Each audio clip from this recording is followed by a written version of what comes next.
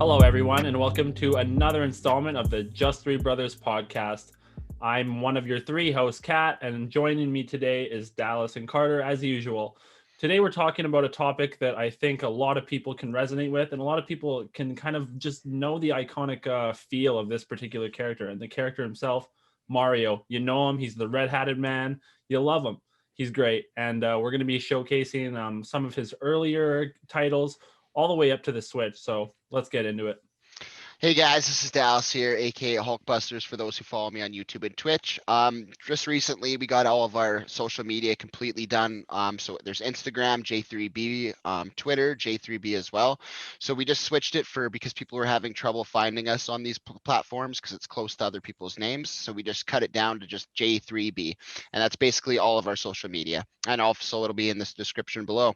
So if you like this content, don't forget to like, comment, and subscribe, and we're gonna jump right into it. First, we'll start with the NES, so the Nintendo. That was the old cartridge you had to bang on and beat on and blow into them to get it to work properly. Mario was Which was a definitely myth, by the way. That was a myth. Blowing on the cartridge didn't It actually. actually could cause damage. But yeah, carry on. Oh goodness. Okay, well, there goes all the years of wasting my time with that.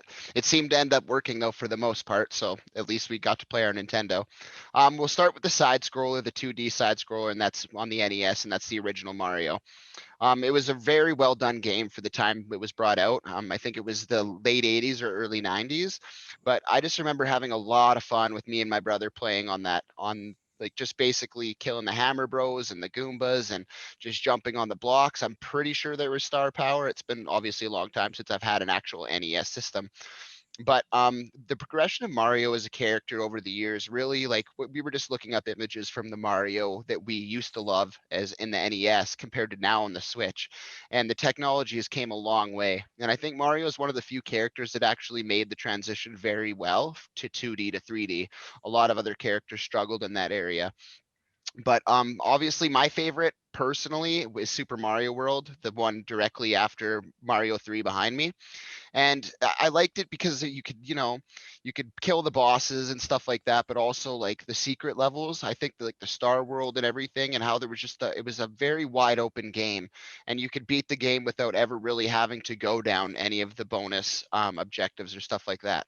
I remember the hardest level that I had in that was the illusion forest, I think it was called, and I'd always get stuck going round and round and round and round and round in that one little area. And I still usually need to use the Star World to skip that level altogether. Otherwise, I still can't beat it to this day. Yeah, I think that Super Mario World for the SNES really introduced a lot of great mechanics, a lot of really cool new power ups. You have the cape. Mario never really had the cape before, and it was really fun to once you start bombing with which was essentially the P power from running. You could fly, and this time you could not only fly, but you could swoop and do kind of a complex ground pound. The fire flower is back. It's pretty good, but now you can ride Yoshi, and Yoshi has a bunch of unique abilities you can utilize with him as well. I also really have been enjoying speed running just as a viewing thing as of late, and just to see how people can just push the absolute limits of Super Mario World with the speedrunning community is so great to watch. I always used to think I was pretty good at the game, but they just blow the doors off what's even deemed reasonable to be able to do. So I always like to watch that. I would say my favorite Mario title of all time, though, and we're including everything, not even just on the Super Nintendo or the original Nintendo Entertainment System, but all the games. I'd say that Paper Mario is a sleeper favorite of mine. I absolutely love the original Paper Mario for the 64. I think it was so fresh and it was so just interesting how it felt like the real spiritual successor to Mario RPG. You had the party battle system and the turn-based combat with the hammer and the jump timings. I really enjoyed that. I thought that was really kind of interesting to put Mario in turn-based. I know some people maybe don't like turn-based games. I personally like them. I think they're fun. But yeah, I think that there's so many great titles that Mario is a part of. He's such an iconic character, and if it wasn't for Mario, he wouldn't have been able to push Nintendo into the stratosphere of all these great titles. I can't even count how many titles there are of just Mario games in general, and all the spin-offs like Toad Treasure Hunter or the Yoshi Yarn game. So I absolutely love Mario. I think there's some of the funnest games ever, and that's my take on it. Yeah. Well, if we're talking favorites, I'm gonna have to give it to probably Super Mario Galaxy. I think that was probably the game I spent the most time on when it comes to Mario. I know I was just starting to get to the age where I could actually, you know, competently play video games. So that was like one of the first games that I ever beat. And I just really enjoyed the Super Mario Galaxy games. Even the second one I really enjoyed. And I know you mentioned the RPG games, the RPG Mario games.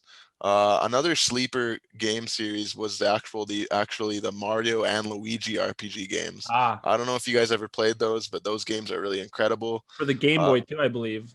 yeah, there was one on the Game Boy, and then there was one on the DS and the 3DS, I believe. Those are the ones I played. I played Mario and Luigi Bowser's Inside Story, and I remember just the RPG elements are so unique in those Mario games where you kind of have skill involved, which in an RPG is never really the case. It's more so just like turn-based combat. But I feel in those Mario RPG games, you really kind of had to time things, press the A button or whatever at a certain time to complete these cool combos. And I really like those It really RPG games. reminded me of Legend of Dragoon, these kind of skill based button pushes. I really think that just as you said, I think they really had a creative kind of focus on those ones for the skill button pushes. I think for as far as RPGs go in general, obviously the original Mario RPG was amazing. Like, don't get me wrong, the soundtrack in that was crystal. The gameplay, even though the graphics, obviously, I'm a huge graphics guy, but the graphics still kind of held up for that whole time period. You know what I mean? I really enjoyed that style. But not Super Paper Mario, sorry, that's a separate game. But the Paper Mario game, I love the whole button pushing thing, like you said, like Legend of Dragoon style. You could do more damage based on how well you performed at the actual game. And that to me is a huge thing in RPGs, because normally it's all about just leveling up and getting stronger than your opponents. But with that game, a lot of the time, if you didn't do your combos correctly, you wouldn't output enough damage to actually get through a lot of the boss fights and stuff. So I would agree, definitely, as far as RPG games go, Super Paper Mario. Sorry, I keep saying Super Paper Mario, but Paper Mario, the original one for the N64, was probably the best, just because it was revolutionary. Mario hadn't really had a style of game like that. Obviously, like Mario RPG was very well done for its time, but they brought a lot of aspects from that into the Paper Mario that we know and love. I was so confused when they first marketed Paper Mario as well. I remember having my Nintendo Power magazine, and one of the adverts inside of the magazine had like you could cut out Mario, and now his stylized look was very simplistic. He looked different. He had very like little black round eyes. Like, he looked so different when we were used to. But initially, I thought that the game was going to be a bad game. I didn't think it was going to be very good, and then it turned out to be one of my favorite games in the Mario franchise, just in general. But the strength with Mario is just how he's able to be the jack of all trades and master of all of them. You have the RPG element, which is a very niche kind of Mario game. Mostly Mario is 2D scrolling at its finest, or once it took the jump to Nintendo 64, now you have it in a 3D environment. And how you said before, Dallas, is that some of the other icons and platforms and stuff on Dreamcast and that sort of thing was kind of awkward with the 3D transition. But with Mario, Mario 64 has some of the tightest controls I've ever played. Recently, my girlfriend got the Super Mario for the Switch, the All Stars for it, which has Mario Galaxy. Um, it has 64 and Odyssey. Oh, Sunshine. sorry, right. So it's Sunshine, I believe, 64, and Galaxy, if I'm not mistaken. Yeah, Yep. that's correct. Those are the three titles on it, and I just remember, you know, playing the game again. It felt like really good. People have been complaining about how you have to change the camera angle yourself, but I always really like that. I've always liked to have the control and where I'm approaching what angle with the camera. So I've always really enjoyed that. But to touch on Mario Galaxy, is that they had predetermined angles that were just so crisp, and they really had the ability to hone into Mario being at the center stage with all these crazily programmed pre-positioned camera angles. I thought that was such an overtaking for them to take, but it really paid off. The Galaxy, I think, is the first time we really got to see some of these really wacky mechanics and lots of these little planets and stuff that have their own gravity and little float mechanics. But also some of the bonus stages had some of the most complex traversing puzzles I've seen in Mario games. So it's always just great to see, the red man himself with the little M on his hat. It's always knocking these home runs out. It doesn't matter what genre.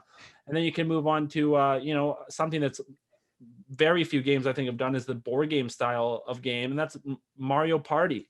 And Mario Party, I think, has been a ton of fun for people of all ages playing that as well. So it's really good to see that even when he's behind the steering wheel of a little go kart, it doesn't really matter what Mario is doing; he's always doing it pretty good. Yeah, I don't know how far you've delved into Super Mario Galaxy, but I remember when I was a kid, just the purple comet levels. I don't know if you've played those. Those were some of, I spent hours playing those levels. They were so difficult for me as a kid. I don't know if going back now I'd be able to do them easily, but I just remember sinking so many hours into that game as a kid. And I know you mentioned Mario Party, but another series I also played a lot when I was a little bit younger was the Mario and Sonic at the Olympic Games. Some of those games I actually really enjoyed, even though, some might think they're kind of, Hokey. yeah, but I just remember some of the aspects of the Winter Games one in particular. I believe it came out somewhere around 2012, but that game, just some of the cosmetic items you could get for your characters, and just there was a lot of unlockables. And that's something I really enjoy in games in general, is just being able to unlock bonus stuff. So I spent hours in that game as well, just completing all the challenges and things like that. So yeah, I feel like Mario has always just, I mean, knocked his games out of the park, really. I mean, I can't really think of one off the top of my head that was just a complete miss, in my opinion. I feel like Nintendo has always nailed their their number one mascot when it comes to his games. I can maybe think of a few, like maybe, and again, I'm sure people like this game, but Dr. Mario, where it's essentially a Tetris game. It was similar to the Mean Bean Machine. I'm not really a big fan of those types of games, but I'm sure, but there's an avenue for people who do like those games. One thing I was always afraid of, especially when the Switch was released, I feel like with the Wii U for sure, Mario kind of started to lose a little bit of steam. Some of those games, I think they look good, but I think the music in those games are, when we're talking to Mario music, Mario has some of the best music ever. To see those games fall flat on their face as far as soundtrack was very disappointing to see. And the gameplay wasn't really for me, but it was kind of more like you say, a more co-op kind of couch co-op with the friends kind of thing. But I really was afraid once the Switch came around that he was going to lose steam, but then they completely mystified me as far as expectations with Odyssey. I think Odyssey was phenomenal. They really had a lot of great creative stuff in Odyssey. It just blows me away that, after how many years of Mario being the front man, his look um, hasn't really changed that much as far as style, right? He's always kind of had the coveralls with the mustache and the red hat and stuff. Very rarely do you see such an iconic character who never breaks the mold stay so relevant, and even more than relevant. He's probably been more popular than he's ever been, just with the audience and with the recent Nintendo land getting opened up. But like I say, I thought it was going to be a lot of steam kind of let out once the Switch came out, but I was completely blown away. I would argue that the Mario Party for the Switch is one of the weaker Mario parties for sure. But I mean, I think Odyssey more than made up for that.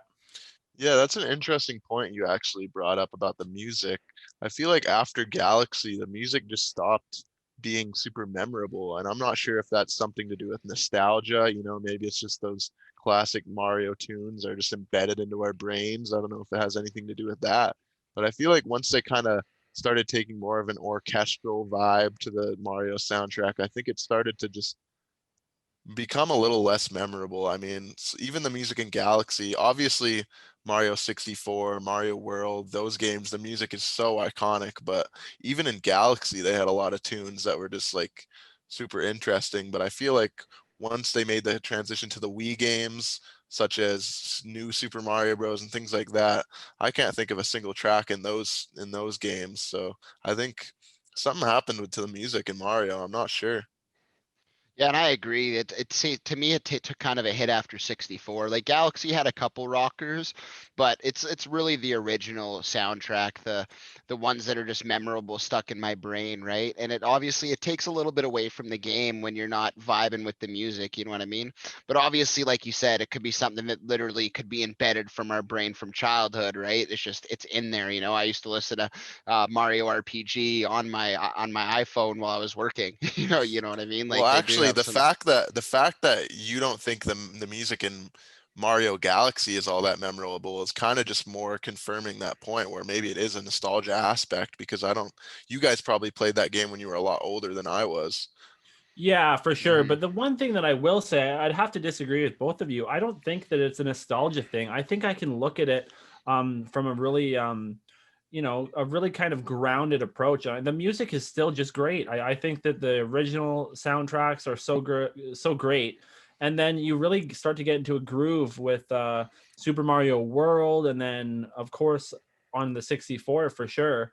But once it took that lull, it was kind of disappointing because Mario's the man who makes these bangers happen, and it's really good to see that. But they brought it back with Odyssey. I think some of these songs are incredible. Like you say, they're now really leaning heavy into the orchestra stuff. I think that this can be a good or a bad thing. Obviously, the limitation of the systems at the time, they're having to use more simplistic melodies and that sort of thing. But these massive, grandiose kind of orchestrated music, I think, is great, and it shows a lot of musical talent.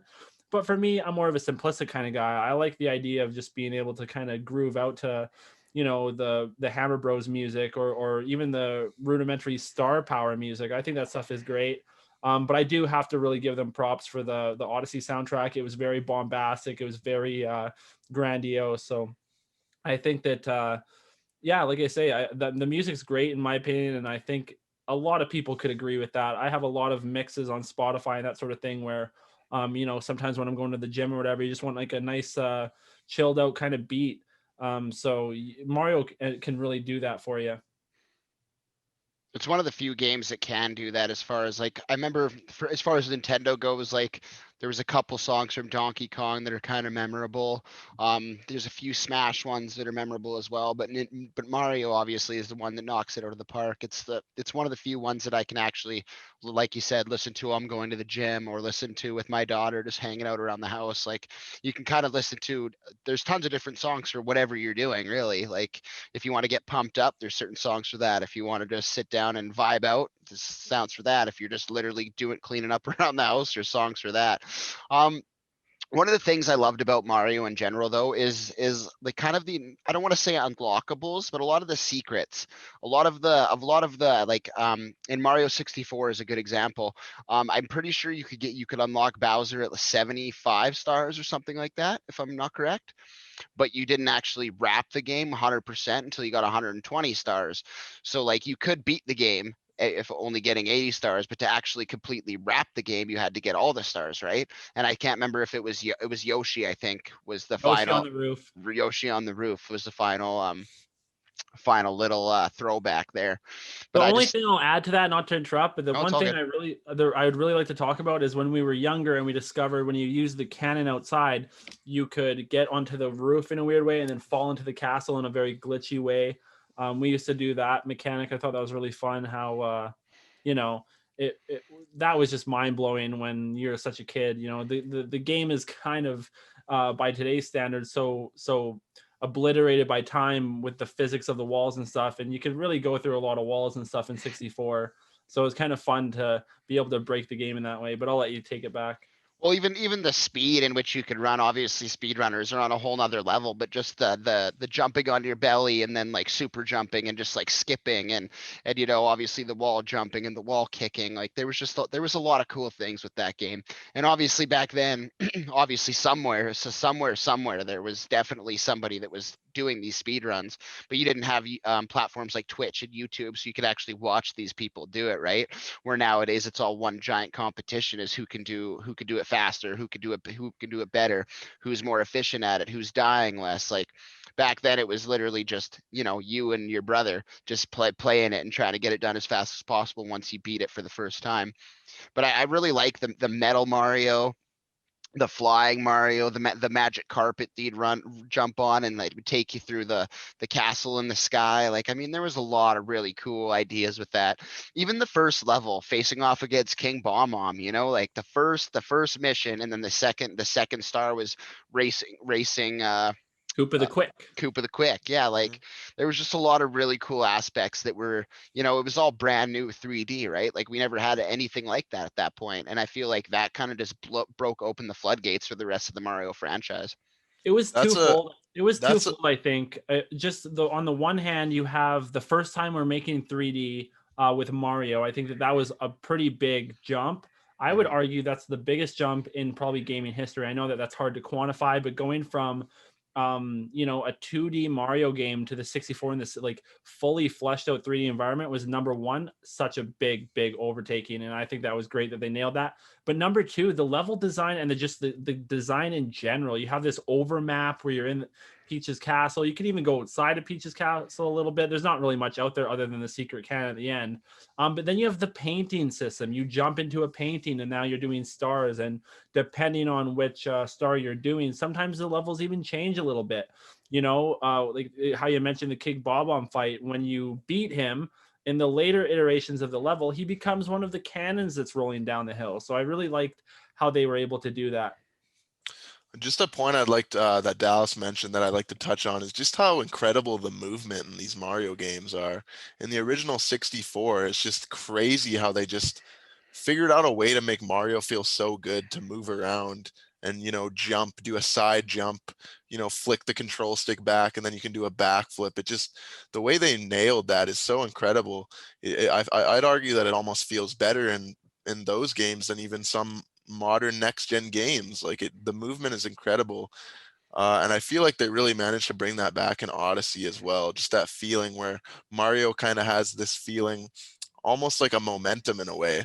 Like in 64, when you jump on your belly and you're sliding down hills and stuff, it just feels so good. And I just, it kind of blows my mind that they were able to get it so good in their first attempt. Well, it's always so crazy to me too because I don't ever think of Nintendo. Whenever I think of Nintendo, I don't think of these they're thinking of the gaming audience in a maniac kind of way, but I think movement's important. I think that that's why Melee was Hmm. such a special game. The movement was so just incredible. Just like the character does exactly to the atom what you want them to do. And for them to execute it in 64 in the flesh was so amazing at the time. It just felt great, and that's the thing is just a good feeling when the character is so responsive, like you say, to those subtle flicks of the C stick, or even just the movement in general with all the different movement options. I think Odyssey even jumped it up a couple levels with the way you could use the hat. Hmm. I think the hat mechanic was really interesting. I think fresh ideas like that is what really makes Mario push forward and forward.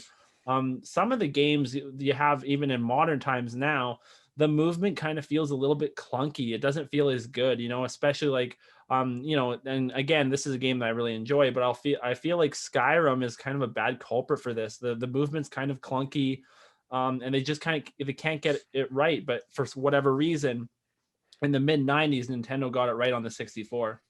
They knocked it out of the park. They did. Like I will agree when you say that's probably the biggest advancement in gaming history, really, because going through a 2D side scroller where you literally only have a basic jump and two speeds, slow or fast, and just jumping up it vertically, like that was all there was.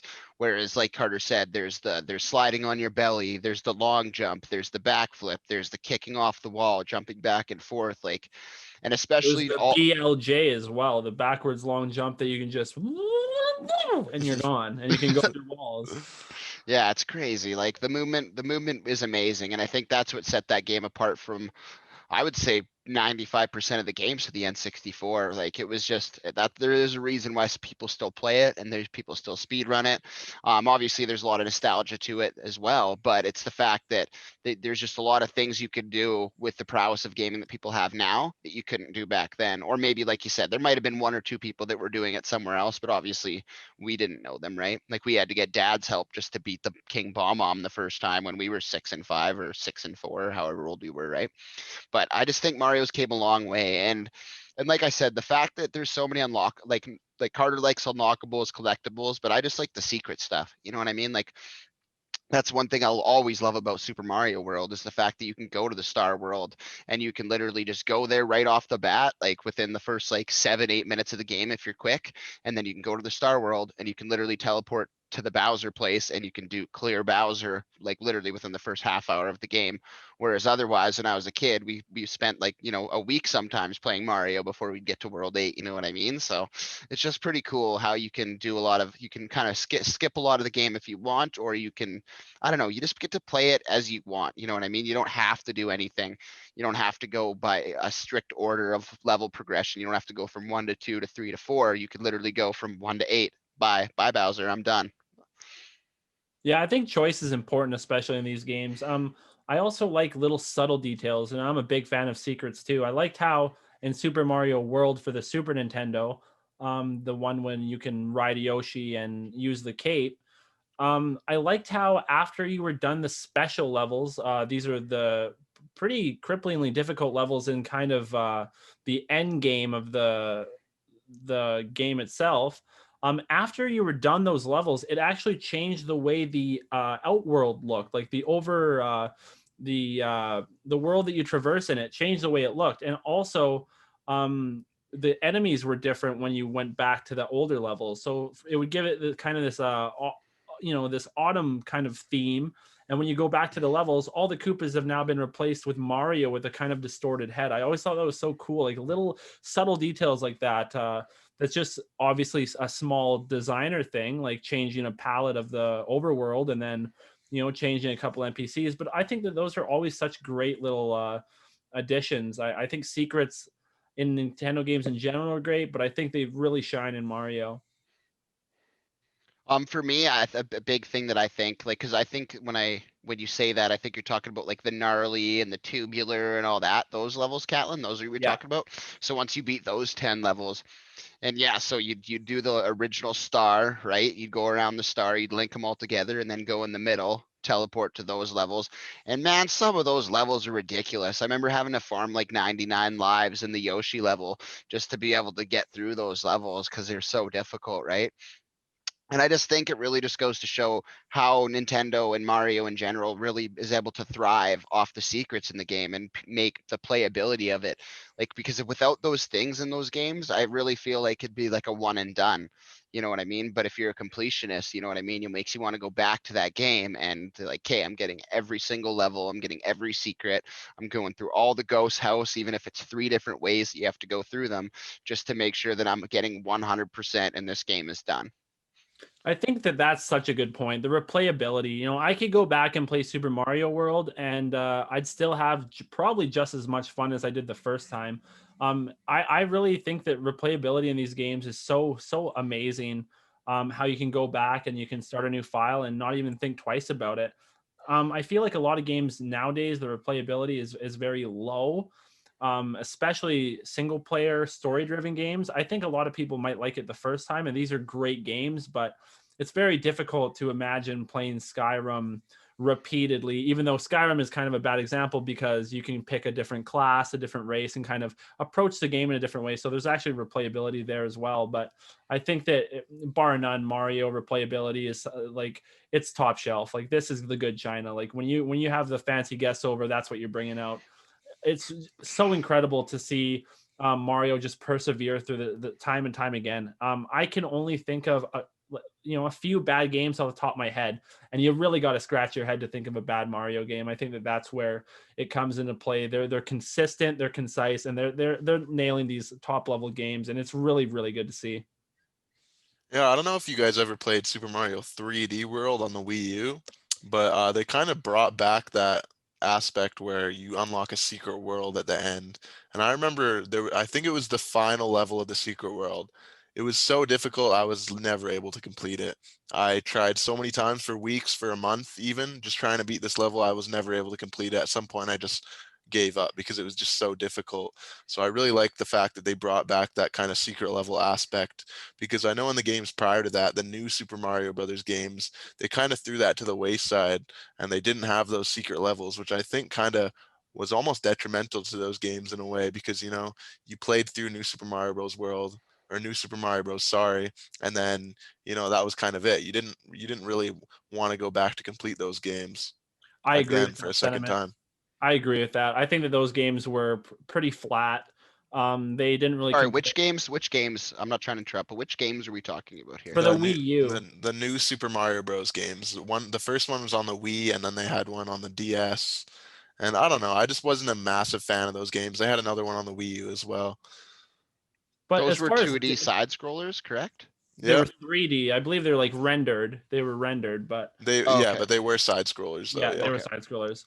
Speaking of difficulty, though, something that I'm not sure if either of you have ever heard of, but you know, it goes to show the amount of love that the fan base has for this character. There's a franchise called Super Mario Kaizo where they basically have modded the game to crazy levels where fan made cripplingly difficult levels. Like these levels, I couldn't even beat a single level. There's so many complex things you have to do in the Mario Kaizo series that it's crazy. But the thing that's really great to see is like Nintendo's response to that. Then they come out with Mario Maker. Now all of a sudden you have people creating levels and trying to complete levels. You see the percentage of the population who are able to beat the level. There's a lot of competitive feel in that, and it's something that Nintendo doesn't really lean too heavily towards competition, but I think the way they did it with Mario Maker was phenomenal. It's a gem. It was a gem how they did it. I loved how you'd play these different types of levels. There's ones where you're just gunning it and you're running as quick as you can, avoiding shells and thwomps and that sort of stuff. And there's other ones that are more kind of lackadaisical, but they're really technical, and it's a really I know someone redid the Bob Battlefield from 64 in Mario Maker, and it was really cool to see how they were able to do that. So I think that it's just incredible to see how many different types of games that Mario can just crush, and Nintendo in general, how they're able to crush these games.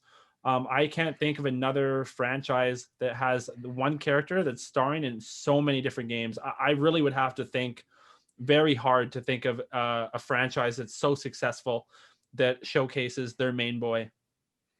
I don't think there is one, to be honest. Like how while you were saying that, I was literally thinking in my head, and there's not a chance with the amount of the games Mario is in. Like you said, he's in Smash Brothers, he's in Mario Party, he's in Mario Kart, he's in Yoshi's Island, he's in Toad's Adventure. You know what I mean? Like even if he's not a playable character necessarily in them, he still does this little cameo. And I mean that just goes to show like how Mario can literally carry other games. Like Carter was saying earlier, the Mario Sonic Olympics. Like you know what I mean? If it was just the Sonic Olympics, no one would have bought it. But it's because Mario's the front line on the page, right? You Wow, just that's the most unfortunate part about Sonic. I don't think too many people are buying Sonic games as of late. Oh no, I think Sonic's dead, and hopefully Mario can continue with its success. Like Odyssey was an amazing game. I like how they're able to bring new ideas, like having him in the city. That blew me away when in that level when I was playing in the city, like jumping on taxis and stuff like that. I'm just like, man, like that just goes to show they could literally do a Mario game where he's literally in the real world, just stomping on people's heads. Like Mario's just like the nostalgia factor. I hate to keep saying nostalgia, nostalgia, nostalgia. That's what it's all about. It's literally having the same character that we grew up on and loved be featured in. I don't even know. I'd love to find that fact how many games he's actually been in, because it's definitely in an insane amount. Like you said, there's 13 Mario parties, probably 10 Mario Karts, 5, 6 different Super Smash Bros. Plus like all the Mario games individually. Like there's just so much of Mario, and people still eat it up. Like we love it. I can see what you're saying with the whole nostalgia thing, but I think that I would just disagree with that just fundamentally just because of the fact that I think that if you look at these games objectively from just a standpoint of these games had say a different character in them, they're still really fun and they're still really great. Even though I think there is that seed that's planted in the back of the head where it's, you're thinking red, you're thinking blue, you're thinking mustaches and Italian people.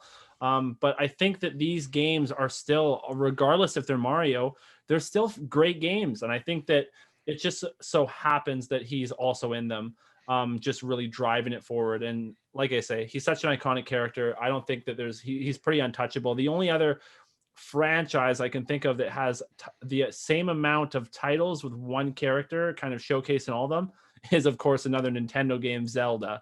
And I mean there's countless Zelda games, but again I think Mario's on top of the mountain with the amount that he's in. Yeah, if we're talking about that, just the sheer number of games Mario has appeared in, I'm sure it's near the 1,000. I mean, you've even got Mario making appearances in games like Punch Out, where he's the referee, in the Punch Out game on the NES. So I feel like if we were to go back and look at just every game Mario's appeared in, it's got to be up there, somewhere near 1,000 at least, in my opinion. I feel like it's definitely near that number. I mean, Even just Mario Paint. yeah, Mario Paint, it came with the little mouse. Yeah. Uh, I mean, I never played that game, but I'm sure people love that game. The thing that was really great too is to see that the transition with the 2D scroller would arguably felt better on the Game Boy. I think that it really suited a kind of on the go kind of play style. You're on the bus waiting to go to school or whatever, throw the cartridge in, get a couple levels going, get a couple coins going. I think that was really good. Especially as an adult now. Sometimes you're driving to work and playing your Game Boy. That's always good to not really be paying attention to the road as much and just really kind of focusing on the Italian plumber that we love. So I love Danger and I love Mario. So I think that both of those kind of go hand in hand. But like I say, I think that on the Game Boy side of things, there was even some home runs in there too. There's undeniable. I know that you touched before on Inside Bowser with the Luigi and Mario one. That was a sleeper one as well. I think a lot of people missed that mark on that one. I think that was a pretty good one as far as, some of the combos you can do with Mario and Luigi where he's throwing them around and there's hammers and stuff. I really like that a lot. Also, the sprites were very stylized. I really a sucker for good sprite design. And I think that those ones did it really good justice as well, even though I would argue my favorite kind of turn-based one is probably Paper Mario, which I said before, but Mario RPG is right in there too. Mhm. I agree. I love the fact they brought back the sprite artwork. It's not often you see that nowadays where people bring back sprites. And I love that. Even I guess games like Shovel Knight, people Well, love sprite actually, artwork. I would disagree with that. I think games like Celeste and all these ones where the characters have a lot of great movement and I think a lot of inspiration from a lot of these Mario games. I think that we're seeing kind of like this the return of the sprites almost, so to speak. You have these games like Owl Boy where they're using these great sprites. So I think as of recent, where you have a lot of great games that are coming out with these kind of Super Nintendo kind of feel to it. I think that sprites are coming back, and they're it's really great to see sprites come back. I love that. I'm all for that as well. I love good sprite design. It's just so colorful and just it gives you a different feeling than a 3D game where the character looks hyper realistic. It feels more creative in my mind. It's timeless too. I feel like, especially with the creative design of some of these sprites, like I recently went back and played a game called Secret of Mana, Hmm. and the sprite work in that game is incredible. Most games you maybe have, a 2D sprite running around, but in Secret of Mana, it's kind of a top down almost view. So you have, almost a 360 kind of look of this character, but you can only see him from the front, from your visual perspective. So they must have had hundreds of different sprites for the same character. And I think that that's incredible. Similar how they did to Diablo 2, where you take these incredible handcrafted sprites, and they just look great. I'm the complete opposite with Dallas. I don't think that graphics define the game. I think the fun defines the game. But I can definitely see why graphics, especially in this hardware heavy kind of meta, where graphics are important because we have the technology and capability to push it to the limit. Unfortunately, sometimes when you push it too far, you get games like Cyberpunk. So it's just unfortunate to see when they really, really don't know how to finish a game and they put it out. That's one thing I'm going to say about Mario. I don't think I've ever seen a Mario game that's unfinished. I don't think there's ever a Mario game that I've ever seen where I go, a lot of broken stuff here. You go to jump and all of a sudden you're being glitchy and thrown against the wall or anything like that. There's not a lot of that. They're pretty crisp. I'm not going to name drop or anything, but I recently spoke with a person who let me know that basically Nintendo, when they do things, they don't have a time crunch. The actual people who create it, you know how a lot of studios now, especially Cyberpunk, like they had to release it when they did. If they didn't, they're looking at millions of dollars in fines, which can end up hurting the backlog. You know what I mean? They'll make less money up front if they push a game back. Marvel Avengers, a huge one. They released that game, they pushed it back 6 months and they still basically release an unfinished game. And it really hurt a lot of people. The playability of it, number one, hurt, but having a game that you'd glitch through the floor or your save file would get corrupt and all of a sudden you have to start from scratch, or you'd pay a lot of money for skins and then you lose all the skins and have to start from a brand new account after you dropped hundreds of dollars. Like that really hurts a game. But with Nintendo, it's more of a rush on the actual promoting of it. That's where the rush is. It's never a rush on the designers. It's never a rush on the people who actually create the game. It's all just a rush on like promoting it to get it out there to the world, which is nice. So basically that's why you'll always have great Nintendo games that are not buggy or anything, because there's no pressure on the studio. Like the release dates, or that's why they don't even tell you about the release dates till like 6 months before. Whereas like with a lot of games, like I knew about Marvel Avengers 4 years ago. You know what I mean? I knew about Cyberpunk 3.5 years ago. So it just goes to show that like getting people pumped up for something for so long gives more expectation. You know what I mean? You expect this fleshed out perfect game, and then it turns out that it's there's so many glitches it's not even fun.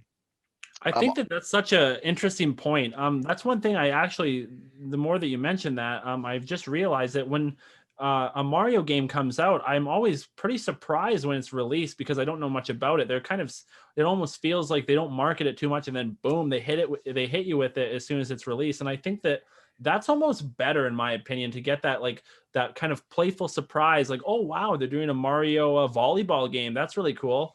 I think that that's kind of the strategy where it's a surprise more or less than a hype fest, and then the hype is now swelling and the hype is getting so much that it's going to boil over the pot. I think that that's another reason why Cyberpunk was destined to fail out of the gate, regardless if it came out like less buggy, even though the bugs were definitely what hindered it for sure. But I think the main concern with that one was just the hype was it would never live up to the hype because it was supposed to revolutionize how we play games, and every single NPC in that game is living its own life. Like, come on, we know it was going to just be a regular game.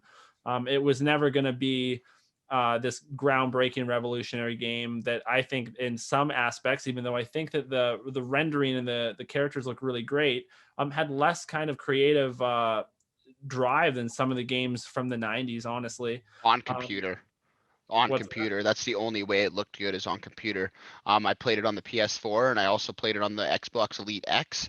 I played it on the Xbox One and the Xbox One Elite X, but on the Xbox One, oh my goodness, Unplayable. It runs at like literally 20 frames per second. I played it at your friend's house, Dallas, and you can't even play it, honestly. It's literally unplayable. I played it for 5 minutes and I was like, man, I really want to play this game, but I'm trying to aim my gun around and it just feels like I'm on like 500 ping in a PC game, you know what I mean? So Well, yeah, it's just that's the juxtaposition, right? I don't think I've ever played an unplayable Mario game, and I think that Mhm. that's why the crown fits so comfortably on top of his head.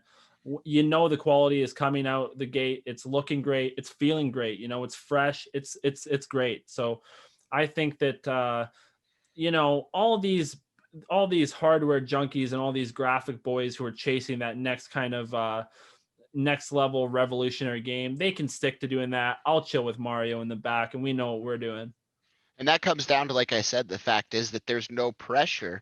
If your developers aren't pressured to do things and to like literally like you have to get the game out tomorrow or we're going to lose millions of dollars, of course they're going to be working off the clock and skipping important steps, and then the game comes out buggy and wrecked. But they don't even brand it until it's 80% done. So that's why we literally never hear about Mario games being done 6 months in the past. You know what I mean? Like you literally hear about them and then 2 months later it's out, which obviously, so the rush goes to the marketing as opposed to the developers, which is always in every other case with any other platform, whether it be Xbox, PC, PS4, like any of PlayStation, any of that stuff. Like it always comes back to it's all of the pressures on the developers, and the game will basically promote itself. Whereas for Nintendo, it's the opposite, right? It's like they literally can chill on a game for 6 years and then just drop it and then it's flawless, right? Which is awesome though, because then you're not pumped up like Cyberpunk. Like you say, like I was stoked for it. I was like, oh my goodness, this is gonna be a groundbreaking game. There's gonna be nothing like it. I'm gonna quit every other video game that on earth, and I'm just gonna play this game, and it's gonna be perfect forever. No, I played it for like 5 hours. I'm like, this game sucks. Like, and that's not like me, especially with new video games. Like, they're dropping the ball lately with new video games, and that's the one thing I gotta love about Nintendo is they keep knocking it out of the park while these other games are falling apart. I think that that's definitely true. These AAA titles that are coming out are dropping the ball, and that's kind of the key. But the one thing that I mentioned before is I don't think indie studios have been doing better than now. You know, some of these independent titles that are coming out are just so fresh and creative. I think AAA titles need to really step their game up. I think these like massive gaming companies really could take a page out of the book of these people who are doing the indie games, because I think there's a lot of indie games coming out of the woodwork that are just, you know, these are top shelf games too. Not to bring it back, but Animal Crossing. I hate to bring it up, but like we're kind of talking about Nintendo anyway. That game is really bringing a girl fan base to the world. I think it's got like something like 90% of female player base, which is crazy for any video game. Like that's like shocking. And I feel like Nintendo's doing that well too. They're able to bring video games that are really fun to play for women. And don't get me wrong, I like Animal Crossing. I liked a lot of the older ones better, I but fucking love it's Animal Crossing. I know you do. That's why it's just funny though that they're able to release it and still have, you know, the old school people that love Animal Crossing and Nintendo games in general, but then also branch out to a new audience, because that's one thing I think we talked about in a previous podcast, that it wasn't Nintendo based, but just saying how nowadays it's more accessible to females and it's not, you know, looked down upon so much. And I like how they're literally they're actually focusing on bringing female gamers into the community, whereas before, like 10 years ago, I feel like we were trying to push them out of the community. Well, I think that it has something to do with the community itself. You know, some of these online games, especially ones where they're multiplayer and they're online, they can kind of be a cesspool of toxic kind of vibes. But the thing that I really like about Nintendo is that, like you say, they are bringing a female audience into it, and I think that it's really important. I think a lot of people may not realize just how important it is. But you know, you have a game like Animal Crossing, for example, although it's not a Mario title, I think that they really did kind of encapsulate a lot of really great features that I think girls really kind of enjoy, you know, customizing your own island and, you know, designing different clothes and stuff like that. And again, obviously that's not just for the female uh, Mm. gamer to do, but I just really think that that was a good kind of way to draw them in with that. Cause like you say, it's a mostly female player base, and for good reason too. I think that it does really cater to the female audience. And one thing I will say for sure, I would say for most people for sure. You know, there's a lot of popularity with driving games, but I think that as far as like you have these like cutting edge graphic ones that are on like the most recent Xbox and the most recent PlayStation. I think that maybe not a lot of females can get into it, but I know for a fact that my girlfriend and all of her four sisters really can get into it with the Mario Kart. I know that they all play a lot of Mario Kart, and that's something that they love to do. So, like I say, just you know what you said before, I think that it is very incredibly important to have females in our space as well, especially in the gaming community. And I think it's overlooked a lot. I think that one thing that's really nice to see is how Nintendo is very kind of pulls everyone together for that kind of family fun atmosphere and is very inclusive. It's always unfortunate to see like a lot of online games, especially for PC, where it's almost exclusive. It feels like they're downright just negative towards females coming in the community, and that's to me is always just a shame. That's They've unacceptable. they've been doing it for since as early as some of their first games. You know, they had Metroid where, you know, at the very end of the game, it turns out Samus was a female all along, and games like Ocarina of Time where Sheik turns out to be Zelda. You know, she's this badass female, and Well, the only thing about the Sheik one is it was always kind of odd to me that Link was very into Sheik until he found out it was Zelda. Then he was kind of like, I liked it better when it was a boy. But I digress. and even games like on the Nintendo DS, they had a game called Super Princess Peach. You know, Nintendo's always been trying to include females into the game into gaming, and I feel like nowadays, no one really is doing that. It's all games like Doom or fucking Dragon Age, where it's just like these fantasy worlds, and like a lot of girls just don't really give a shit about that. Obviously some do, but it seems like the gaming has always been trying to appeal to a male fan base. Yeah, and that's Well, a bit. I was just gonna say how you mentioned Doom. It's like I know that my old lady was loving Doom. So like you say, it really depends on who's It playing. really depends on the girl, And for sure. again, we're not trying to make generalizations. Mhm. Obviously, of course, there's males that will like Animal Crossing, and there's females that may like Doom games. So we're not making any generalizations there. We're just saying that it's really nice to see that Nintendo's making that approach to kind of welcome a female audience. I For think sure. Mario Kart is a huge one that you say, because a lot of the parties that we used to go to and stuff, um, Mario Kart was always, it was the girls who were instigating it, always.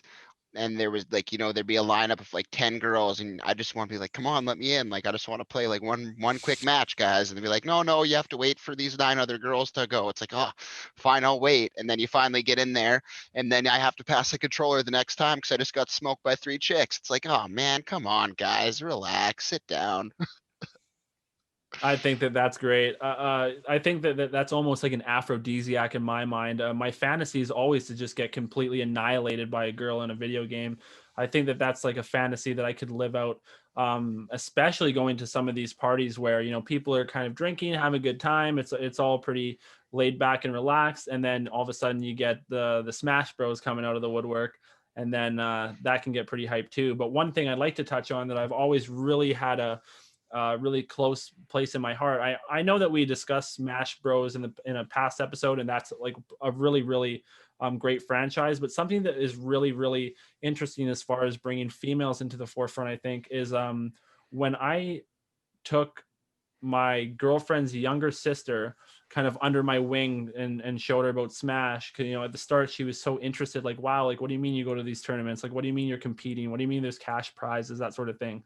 So then she started to play and understand the game, get the mechanics. The next thing you know, she's going to tournaments with me. She's my doubles partner. It felt really good to see her really kind of embrace the community. And obviously it's an incredibly special franchise to me. And this is incredibly special person to me as well. So to have her under my wing and just me and her bodying people in doubles at locals was just the greatest thing ever. So I think that games that are able to elevate women, that's, you got the check mark for me.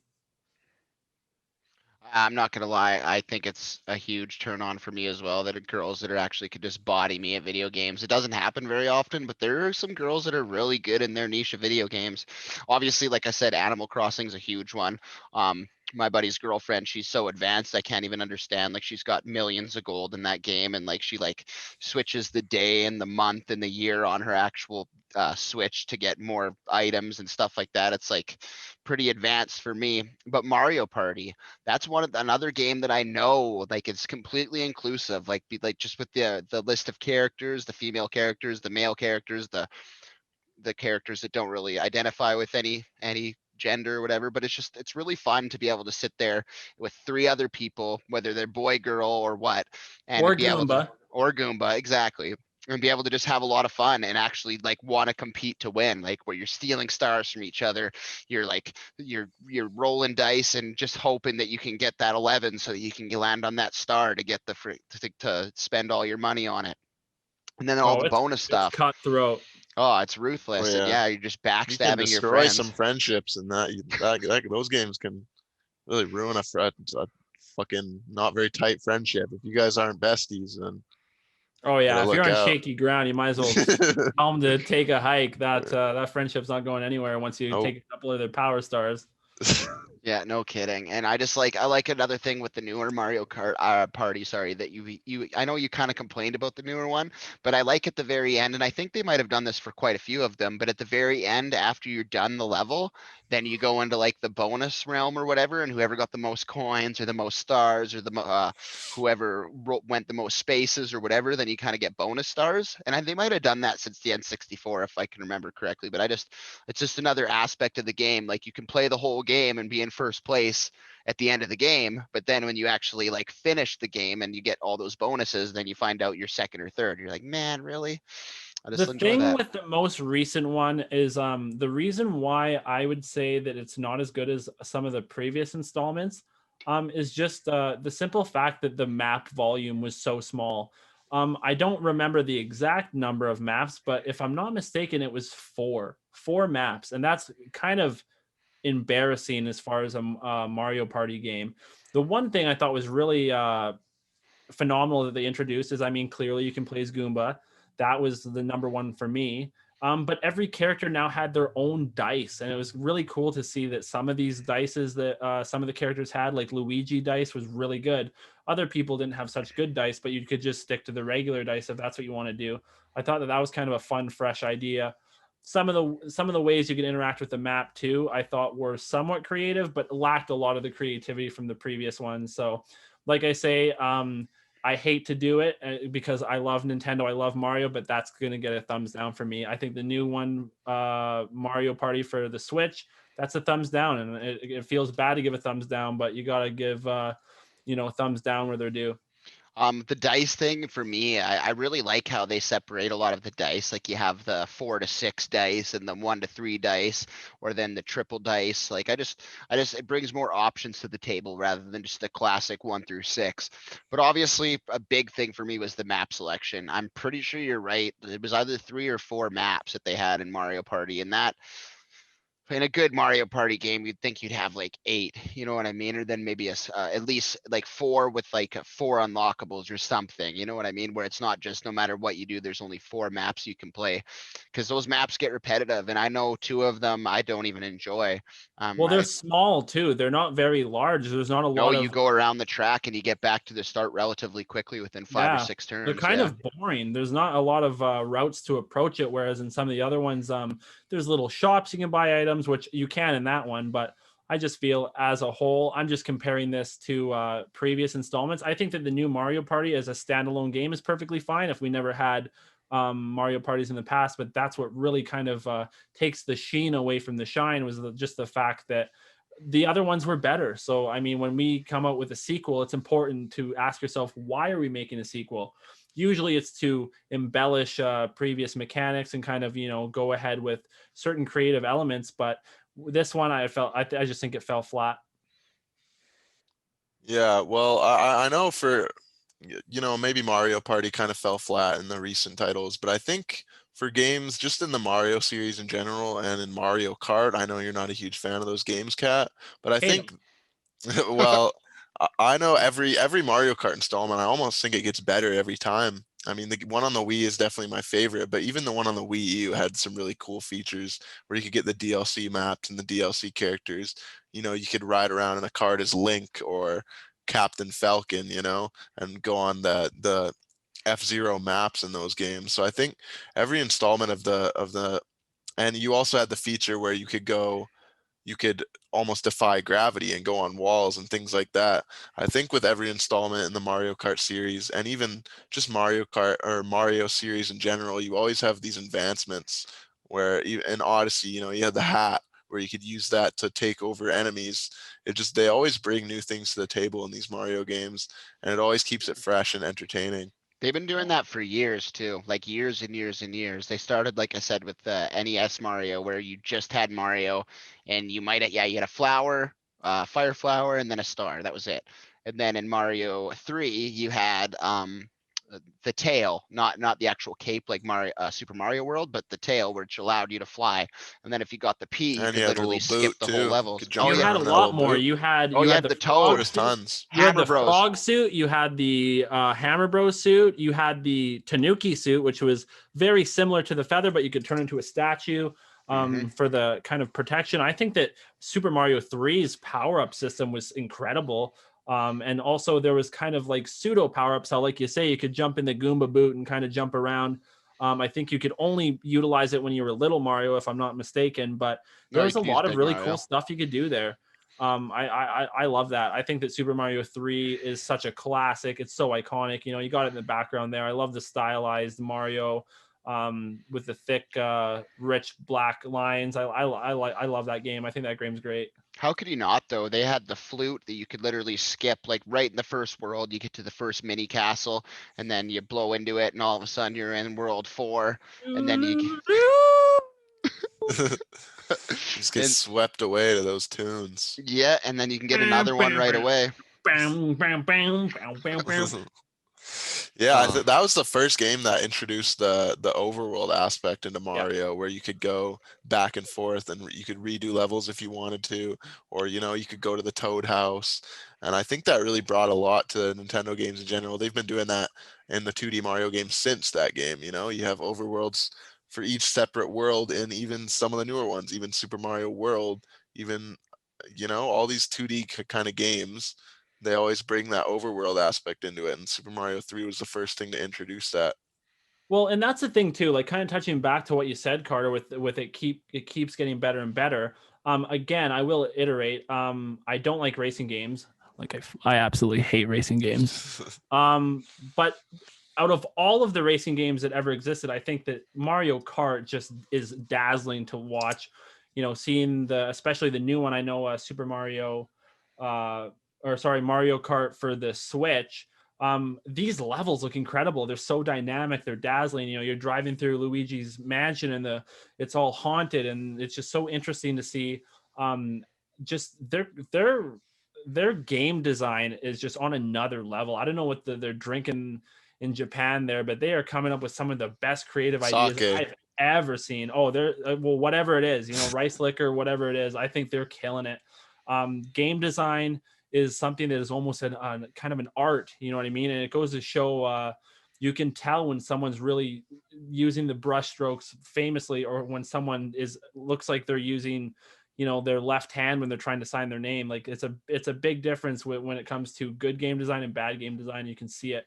Mario games, I just think that the design, the way they do it, it's untouchable. It's MC Hammer-esque. You can't touch these games. Like these are just phenomenal design games, and they're usually completely polished with a flawless shine. they're always well done, and I don't think they're ever going to go backwards in that aspect. One thing we've obviously talked about on past shows is the fact that Nintendo is kind of a little bit lackluster in the online department.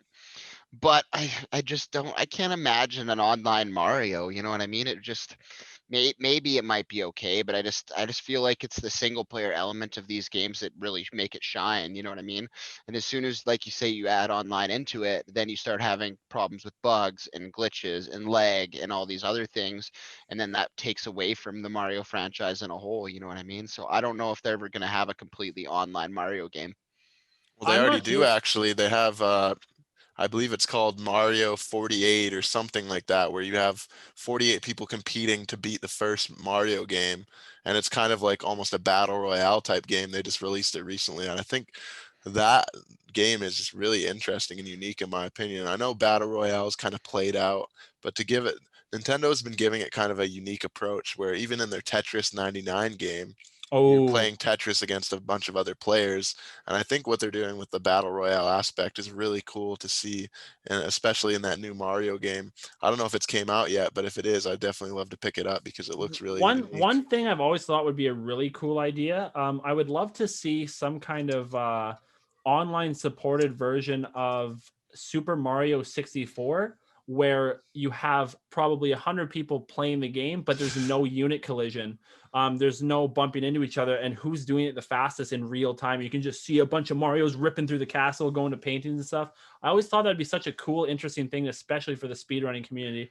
I would love to see a Super Mario kind of meet Slippy online kind of thing, and everyone's kind of competing and chasing those stars in a very, very fast time. Well, that might actually come to fruition with this new Mario Battle Royale game they had, Well, maybe if it does that's what well. reminded me of that idea. Just when Yeah. you mentioned that, I think that that's such a fun, fresh idea too, because it's like you kind of think to yourself like, well, how can they keep making these great games and then they do. So it's kind Yeah. of crazy to think of you always think there's a ceiling, and they go to show it's made out of glass, and they just bust through that to the next game. So I'm looking forward to, all the titles that are coming down the line for Mario, and I think they're going to be great. And that's the thing, like we said, with the promotion of it, we don't really know. Every other game in history, every other gaming company, you'll know 2, 3 years in advance, where we're lucky if we get 6 months with Mario games. So we're really looking forward to the next Mario game. But anyways, guys, that wraps up the show for today. And we love talking about Mario. We love talking about Nintendo and all things to do with anything that franchise touches, because they do it so well. So anyway, guys, it's Dallas, Kat, and Carter, and we'll catch you on the flip side. Peace. Later.